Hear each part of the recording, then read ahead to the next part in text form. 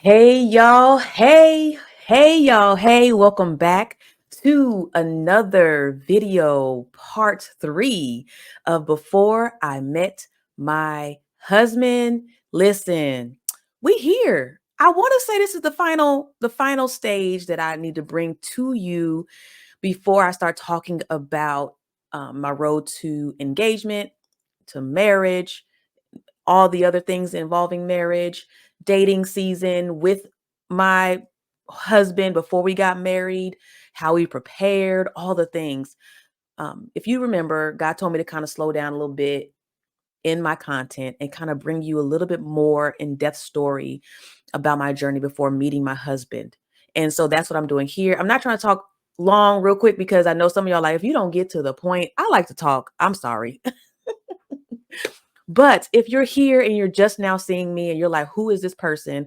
I am Lucretia Haley. I'm a speaker, author, purpose, and relationship coach. And I help teach Christian single women how to date with confidence and cultivate relationships that lead to love and commitment, meaning marriage, the ring, the love, all the things that go into that. So if you're looking for some resources, if you're wanting to join the waitlist to Before the Husband coaching, and if you're just like, ooh, I want to know more about you and your husband's story, please click the link at the bottom. You'll get all the details, and just go ahead and subscribe to the channel. If anything, subscribe to the channel to get more of this. But I really do appreciate you for sticking by me and for walking with me on this journey as I tell my story. And so, yeah, we're going to get into it. So part 2, I left off with my situationships. And I only did 3. There were a few more that I did not speak about, but those were the 3 that I think I wanted to kind of touch on, that I felt gave me a little bit more, would give you a little bit more information of where I stood.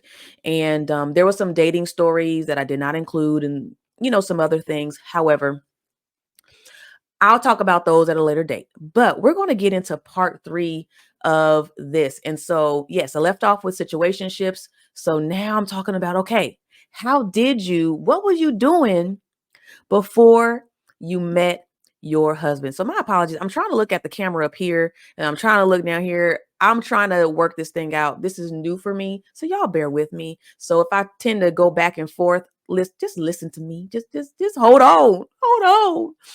All right. So, first question I have for myself as I was preparing to figure out what to actually talk about was, how would you rate yourself when it comes to your desire for marriage?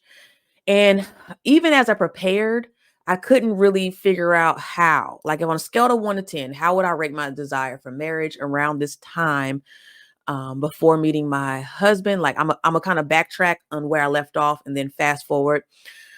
I would say I would be at a 4, 5, maybe. Like, I really didn't think I was marriage material. At the age I was in my mid to almost late 20s, I would say. I did not know how to view marriage as far as for me. I I knew that marriage should be the goal. I knew that I should want to be married. I knew that I wanted companion. Like, all the things I felt like I needed to have, because of course my mom always was kept asking me about, okay, are you dating? Who are you dating? Or do you want to be married? All the things, because I was not in a relationship for a long period of time. So after those situationships, before I met my husband, it had to be a span of maybe 6 or 7 years, possibly, I want to say. About 6 or 7 years. And even before that, I wasn't truly in a relationship. So I really didn't know what a relationship really looked like. And I think I was at a journey, like I said before, where I didn't have the tools, I didn't have the resources, to even guide me to even figure this thing out. And so I would say my desire for marriage was very low. although I was seeing people around me get married, and I saw a lot of my college friends, I saw people that I knew, grew up with in relationships and things like that, and get married and have children and all this. And I was like, oh, that's good for them. Yay, kind of deal. So I would say that that wasn't uh my go-to think about me actually being marriage material. And so I was okay with not dating also. I was okay with just being alone, not lonely at the time, but alone, and walking in what purpose God had for me. I was totally sold out on my endeavors, my career, my drive, my ambition, my desire was to do what I wanted to do career wise. A husband was far from my mind. So that should let you know where I was in that space. So the next question is, where were you spiritually before meeting your husband? Like your relationship with God, what did that look like? And I could tell you that my relationship with God was at an all-time high. For me, I do remember, I don't think I mentioned this last time, but I do remember actually getting rededicated at my church and getting baptized, because the last baptism I experienced was at the age of 7. I did rededicate my life at the age of 16, 17, but because, and this is the reason why I didn't get in the water, I didn't get dipped in the water, because I got a relaxer in my hair and I did not want to ruin it. That was the only reason. Now I know that should not have been the reason. I should have got dunked in the baptismal pool, but I said no. So I did get rededicated, but I haven't experienced the full dunk again. So, and display of my love and surrender to Jesus publicly. And I did that, and that was when I knew I was totally sold out for and surrendered to God. That was also when I had met a wonderful community of women that walked me through that. We were walked together in Jesus. Before I kind of had that, but this was another level of friendship, of sistership that I never experienced. And it was like we would have Bible study together, we would do community service together, we would just talk about Jesus. Like it was none other. And they were also my accountability. And that is, well, I'll probably touch on that a little later, what that could look like for you in your single season. But I believe God presented me with them for a reason. I needed them for a reason. And I was working in the youth ministry. I did youth ministry. I was also, I think I told you all, like I was teaching. I was also working for nonprofits. I was running my own nonprofit.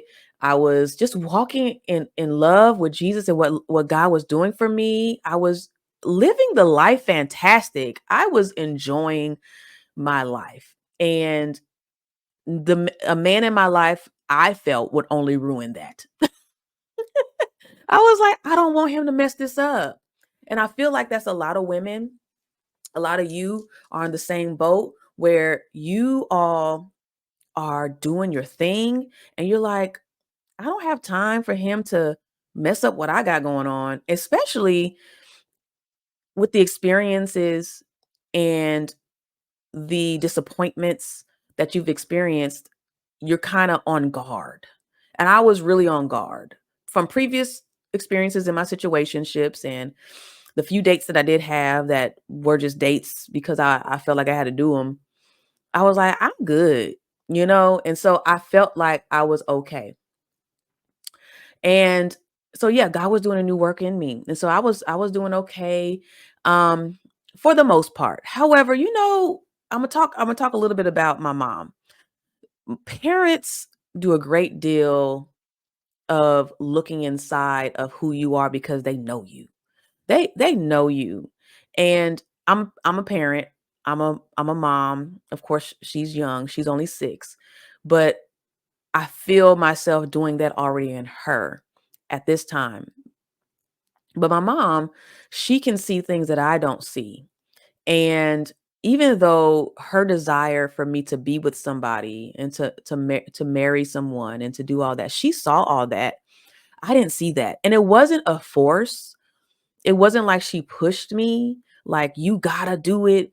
But when she came to visit me, I was doing well. I had moved out of my sister and my brother-in-law's house. And I finally was starting, doing well in my career and decided to go ahead and get my own little place. And I got a studio apartment and I had moved in and I was, like I said, I was having a blast, just living on my own and doing my own thing. But my mom came to visit um, from California to visit me here in Kansas City. And she was like, this is good. This is great, but what else? What's next for you? And I was like, what are you talking about? Like, what are you talking about? Like, she's like, "No, like, I feel like there's more." And she said this, she said, "If" because I was still waiting on things to kind of progress with my business, and I was still even though I was enjoying where I was in my career, I was still waiting on things to kind of pop off, you know? And so I was in this waiting game, and she was like, "Well, if things don't work out well, I want you to think about coming back to California." And I agreed. I was like, sure. Like, if things don't work out well, I will go back to California kind of thing. But she said she just spoke about her desire for me and you should be wanting to date. You should be wanting to do all these things. I'm like, I know, mom, but kind of thing. But she said, if that doesn't happen, I think it's time for you to come back home. And I said, okay. And so when I tell this story, I always say, after that conversation with my mom, that's when the desire for marriage began. I don't know what it was. I can't tell you the time frame of when she told me all of this, but something happened where I saw the desire, the want and the desire just began to happen for me in regards to being a wife one day. In regards to being a wife one day and being married. And so one of the scriptures I want to bring to you is Psalms 37:4, where it says, delight yourself in the Lord, and he will give you the desires of your heart. Oftentimes we be like, we're off of our own desires and our own wants. So me stepping back to actually fully surrender to Jesus, to walk in purpose with him, to walk in alignment for what he had for my life. I delighted myself in the Lord. I fully loved the Lord. I waited on him. I was obedient to him. And then that's when God said, ooh, well, God knew already. But for me, I was like, ooh, God, like the desires for marriage began because he can only give you the desires that you need for your heart, right? Oftentimes, we push the process of marriage on ourselves. So we start saying, oh, I want to plan. You're planning your life, you're planning your marriage, you're planning all the things, right? That you think you should have. And you're putting a calendar around, you're around and you're putting your own time frame and time schedule and all these things. And because you're saying, this is what my heart says, I'm supposed to be with this person, I'm supposed to do this. But what about the scripture in Jeremiah 17:9 that talks about our heart is deceitful above all things and desperately wicked? Who can know it? The Lord, search the heart. I try the reins, even to give every man according to his ways and according to the fruit of his doings. Okay, that was the King James version. The heart's deceitful, desperately wicked. So yeah, your heart is going to go for the other things in life, right? So I needed at that moment to know it was okay. If I would have pushed the process and did it when I wasn't ready, when God didn't give me the desire, it would have been all messed up. Even thinking back to the guys that I thought I should have been with, right? What if I would have just stayed with them, or they stayed with me, or we would have got married. Like, it would not have been in obedience. I would not have done the will that God wanted me to do for my life, right? That wasn't the desire he had for me. That's why he shut it down. That's why he made me new. He renewed me, right? He transformed me, right? And so that's when the desire for marriage began, right? And so the desire for marriage began, but in order to get married, you got to date. So this is where I would say all those feelings of loneliness started creeping in, because now I desired companionship, right? I desired those things. So now I started to compare myself with other people that were getting married. I saw relationships and I started to be envious of other people and what was happening with them, right? Why? Because now it's a whole nother level, right? Our flesh, what my flesh, excuse me, was accessible to the new doors that was open for me now. So now that I opened these new doors, my longing was different, which allowed the flesh to want what it wanted and to do things it wanted to do, right? Operating separate from the fruit of the spirit that I was supposed to be doing. So now it was a tug of war, right? It was warfare going on. And so now I had to figure out how to do this dating thing. And so you're asking yourself right now, if you're single and you're dating and you're like, what's going on? What's what's going on right now with dating and the dating pool and the pee in the pool and all this stuff that we're talking about? How about check your desires? How about check the flesh and what's happening to you? Are you ready for this? Right? Did God give you the desire for this, or did you give yourself the desire for this? Cuz if you desire marriage, you should date with intention and purpose for marriage, towards marriage. You should not be out here just dating just to be dating. Okay? That's not what this is about. And so some of us have been hurt, have been heartbroken, have been mistreated, have lost trust in men because we launched something that wasn't supposed to be launched. And now you're wondering why the flesh is doing what it's doing, because God did not give you that desire yet. Some of you. And some of you, he gave it and you didn't know what to do with it. So you did not handle the responsibility of your singleness correctly. You didn't steward your singleness properly. And so you're wondering what's happening, right? That's what's happening. We are out here not stewarding the responsibility God gave us in this single season. So we're wondering like, oh, I'm upset at men. There's this gender war, there's red pill, all the things. For Christians, for believers in Jesus, you have to learn how to steward your singleness because it matters in your future marriage. I'm getting off on a tangent. Let me stay on what I'm supposed to be talking about. And so yes, have you asked God about the desires of your heart is what I'm saying. All right. And so yeah, so I began to date with the knowledge of now that I truly want to be married.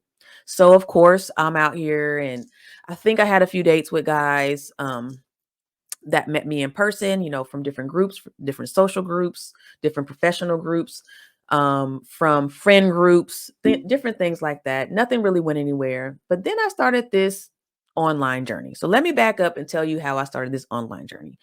This was around the years of 2012, 2013, where online dating was just like, it was a thing, but it wasn't the thing. Right now, it's the thing. Like, people don't even do the in person as much. They first know they start off online and then they hop off online and then go to in person dating or whatever, or they have a mixture of it. Then it was like, I don't know.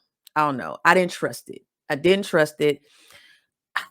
It was a thing. Like for me, okay, for me, I don't even like online shopping that much.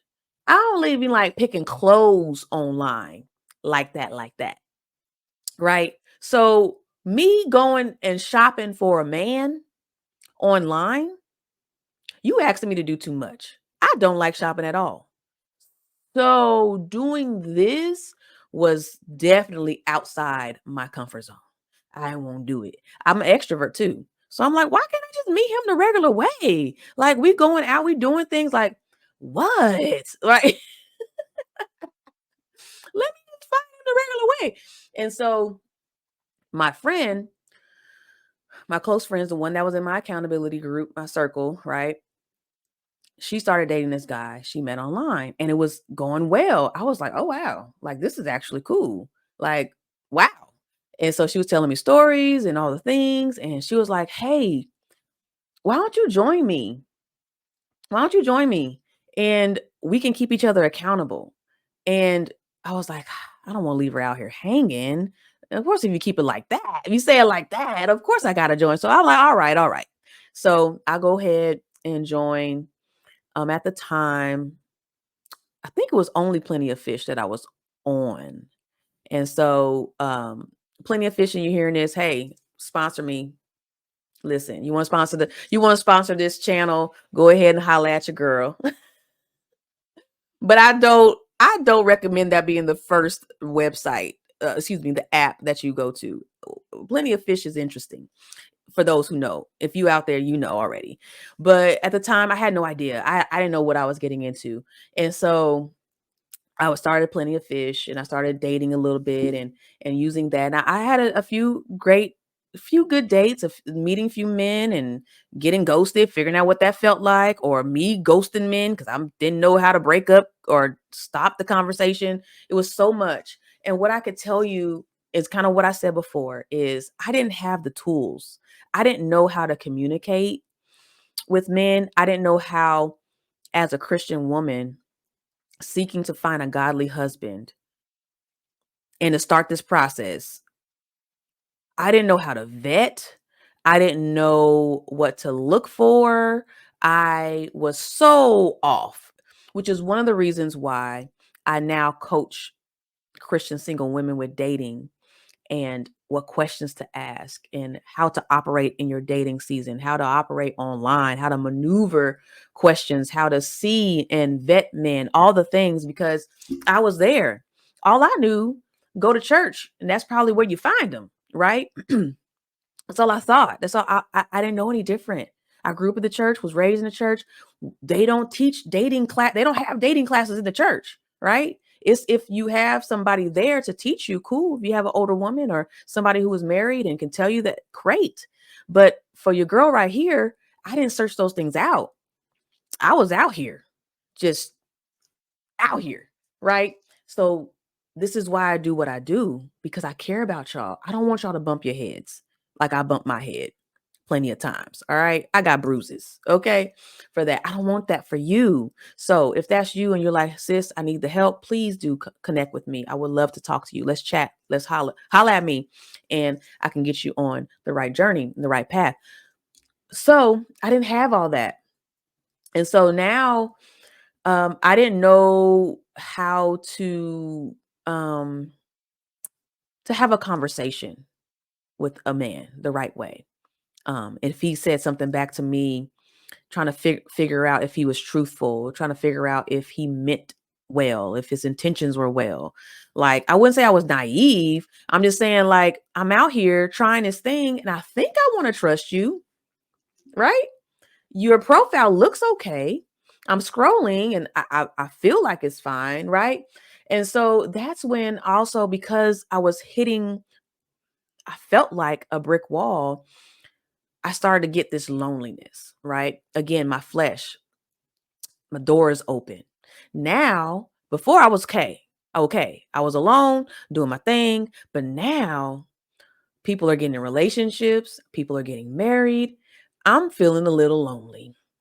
I'm feeling I even felt like at one point calling back some of the old men I used to talk to because of my loneliness or doing something drastic and inviting male friends over just for companionship alone in my apartment just to feel the void of what I was feeling, right? And during those moments is when I really had to press into Jesus. One of the questions or the statements or what I would talk to God about in my seasons of loneliness is I would say, God, just love me through this. Just love me through this. And instantly, a peace, immediately, a peace would come over me. And I would be like, okay, all right, I'm okay. I'm okay now. I'm good because yes, were there tears? Yes. Did I felt lonely? Yes. Did Was I fearful that I would never get married? Yes. Was I felt like I was getting up in age and that I'll ever be married? Yes. Was I frustrated in my single season because of these guys that were acting weird and was playing games? Yes. Because they didn't match up. They said they were Christian and they weren't, or they were a minister and were acting that. I'm like, I am my flabbers were gasted plenty of times. All right. Flabbers were gasted a lot of times in the dating scene. And I was through. I was through. But some of you are asking, like, what also kept you together? Okay, you talk to God, cool, cool, cool, cool, cool, cool. I can talk to God. You like, okay, let me. The point number one, keep your relationship with Jesus on point. Okay, what else is right? And so I had to also keep the vision. There was a point to where God, even now, God does this with me, where He would give me visions of what He would want me to see in my life, and those things would come true. I didn't know what he was doing with me then, but now as I've grown and gotten more spiritually mature and know exactly what's happening, I see it happening. And then I was like, okay, this is just a vision. Okay, but this particular vision that God gave me, and this is why I say God will present these to you if you stay in tune with him. What's happening is we are veering off to the enemy's gates and what he wants for us, so we're losing the vision. We want the marriage, we want the husband, but you have no vision, right? And you don't even know who to look for because you have no vision.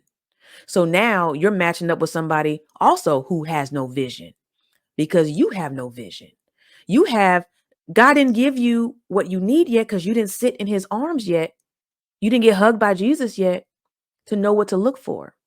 So in this particular vision that God gave me is he showed me my husband. Now, he didn't show me him. Like he didn't show me the actual him, what he looks like, but it was a man. And I remember in this vision that God gave me, he showed me him. He showed me us walking in ministry together. He showed us hand in hand in in um in marriage, like a wedding day. He fast forward to children. He fast forwarded to a life together. Like I felt peace because God gave me the vision to keep going, right? And so I saw all this. So that's when my desire was amplified. And I began to get peace when I was lonely because now I know what God was about to do for me. He didn't say when he was going to do it, but I knew that God was going to show up at the right time. So I had to stay strong and know to wait and know that the blessing is on its way. I had to stay there, right? And so that's what happened. So I kept the vision. I wrote it down. I was like, God, this is what you're going to do for me. Okay, cool, right? And so I began to just love on me more. So in the last video, or was it the first video? I don't remember. Just if y'all haven't watched, go watch all. Go watch part one and part two. But for this, I started to love on me more because I knew what God was about to do for me. I let God handle it. I let Him take full control. I didn't need to worry no more about God putting anybody in my life. If a date went wrong, okay, fine. I know the vision you have for me, God. That ain't him. Keep it moving. Right. So because of that, I was in a whole new playing field. Let me talk about this list. Let me talk about this list. This list, I know who was that? Mike Todd talk about rip up the list, and there's a whole bunch of people that's talking about don't do list and list and leave them out list and do list. So this is the kind of thing that happened with me. So my friend, my accountability friend, the sister group that I was in, we talked about dating. We talked about guys all the time. People dated here and there. We talk, whatever, all the things. And so she actually had built a list for herself about what she sought in a husband. Now you're probably like, "Oh, this list, like what was entailed? What's this list about?" So her list wasn't what you thought it would be. So other lists, yes, you should rip up. This one was not the list you should rip up. All right. This was actually a good list. And it basically was kind of the foundation actually of my ebook that I did also, because all the things that I sought in a husband was all the things I also needed to point back at myself to make sure I was doing. And so she put down financially stable. She put down spiritually sound, has accountability, healthy relationship with Jesus, has a relationship with their parents, mom, dad, um, love family. What else did she put on there that I can remember? It was all basically dealing with being healed, right? Not having baggage, all the things that we would want. Now, no kids, all the things, right? So you can put that down. You can put it down if you want to. Put it down. What, you know, and it could shift later. But for that moment in her life, she put that down for where she was. And I was like, oh, I'm adopting that. Oh, I'm about to take that idea. So I did the same thing and I asked her, okay, what was this list about? And I wrote my own little list down. And with that list, along with my vision that I talked about, this is how I prayed for my husband.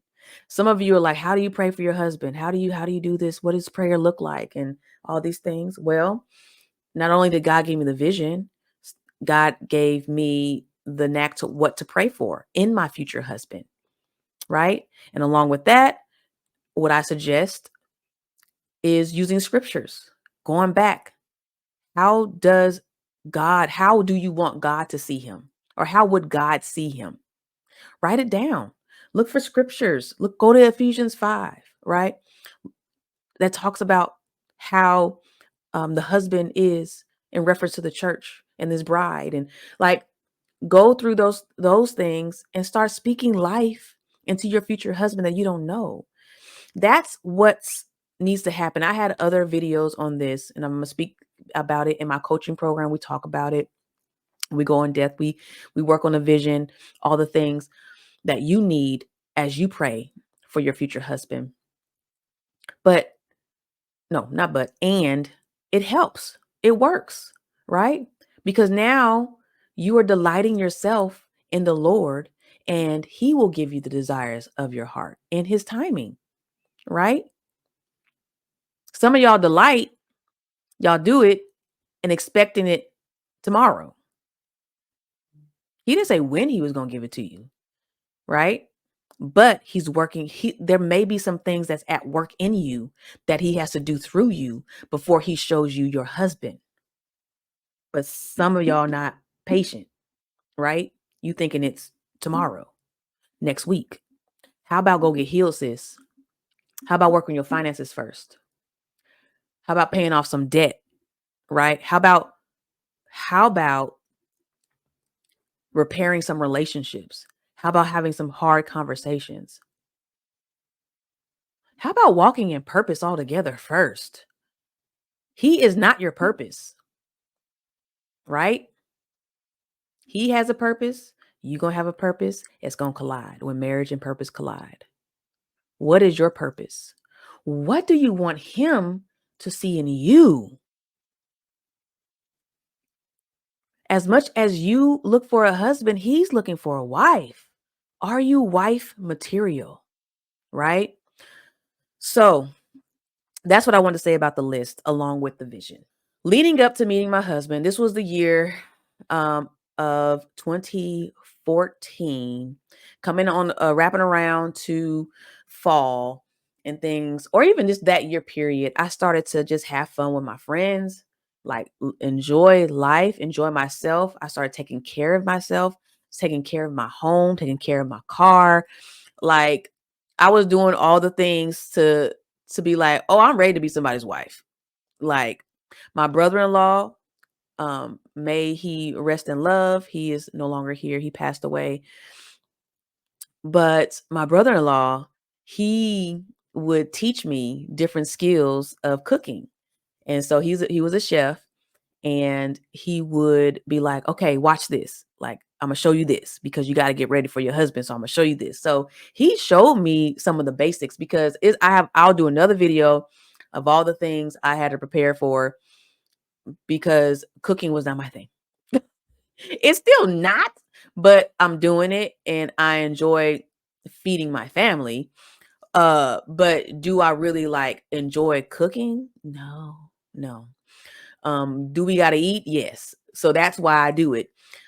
And I want to eat some good things. So I'm gonna look up some recipes and I'm gonna try it. But before I wasn't doing it, so I started dabbling into learning how to cook more and getting my finances together. I started figuring out like what my finances are doing. I started forming, building relationships. So having those hard conversations with people, like practicing what I would have a conversation with with my future boyfriend, like trying to just dabble into that. Like I started preparing for that. And so I'm gonna pause right here because I want to tell you the reason why I became a coach is because I wrote, if for those who don't know, I'm an author of a book, Before the Husband. It's a 7-day devotional for single women pursuing purpose. And what it did was take you through 7 areas of my life that I was intentional about before meeting my husband. I needed to put some things in place. And what I did was, of course, at the time, I didn't know that these were the 7 areas, right? But as I got married, I was in marriage, and I'm looking back on what he prepared me for and what knowledge I did have. I went back and pulled some of the things I was doing, and it came to 7 pieces, 7 areas of my life. And so I made that a devotional for you to walk through for 7 days. You can do 7 weeks, you can do 7 months, sis. Whatever's going to help you out, but it is available. Click the link in the bio or in the description. I'm so used to saying link in bio. Um, Link in the description to get your copy of the devotional to walk through this, to start preparing and walking in purpose first before you even meet him, right? That was my purpose for that book. Before you even have a relationship. Because some of us, what y'all doing, y'all getting in relationships and then y'all repairing yourself. Then you're doing the hard work and then you're doing all that. When you should be doing that now so that in your relationship, you'll know what communication looks like. You'll know how to navigate with one another because you worked on yourself, right? And then you'll both be on the same page, on the same path with preparing for marriage because y'all both dating with purpose and intention. That's how it's supposed to be. All right. So I wanted to pause right there to let you know about the devotional ebook. It is available, Before the Husband ebook. All right. So I started working on me. And one of the last things I do remember doing before this amazing moment that happened when I went back to California was doing salsa dance lessons. I've always wanted to do salsa dancing lessons. I was like, I got to learn. Me and my friends would go to salsa dancing classes and we would go to some of the nights and all that. And we would have a blast. But also, and we weren't doing things right. We were just out there just doing stuff. And so I was like, I need to actually learn this thing. And so that's where salsa dancing lessons. So I actually did that. And that helped me even going out with my friends in salsa dancing. When we talk about this whole feminine energy thing that we talk about, that was one of the things that helped me build what was that feminine energy in me, right? And this by salsa dancing, by dancing with men, by just letting my hair down and flowing and having fun, right? I had a blast just hanging out, right? And so I did salsa dancing lessons. And then I think maybe the next week after that, I was back in California for Christmas break. I was teaching at the time, so Christmas break was the way I would relax. And so I went back to California. And so my mom and dad, we like to do trips. So before, and this is probably why me and my husband, now that I think about it, that's why we do trips. Because my parents do trips. We go places. Um, but at the time, my mom was like, let's do something different for Christmas. Let's just do something different. So I was like, all right. And so we actually planned a trip to go to LA. So I flew into Sacramento. We went to um to Southern Cali, and we drove down there and we had a blast just going down Hollywood Boulevard, just hanging out. And then one day we just went to the beach, right? We went to the beach and I love to beach. Like we celebrated our anniversary just last week, 8 years. Woo woo. And we went to Houston, Texas, and we rode to Galveston Beach. I love water. I love beach. I love ocean. Ocean me, please. Beach me, please. I down for it. Okay. But let's go back to that day on the beach. My mom, I'm sitting down next to her, and she just starts pouring life into me, like just speaking life into me in different areas of my life and saying, Krisha, that's what she says. That's what I said. Or, Naji, that's my nickname. And she's like, I just see this in you, and I see that in you, and I see your husband, and I see this, and when you get back home, just do this and that. Like, she started pouring into me as moms should, as moms do. This is why she's a mother, right? She's nurturing. She gives you the wisdom, all the things that mom should do. And she did that for me. And I felt for that moment, I felt so secure.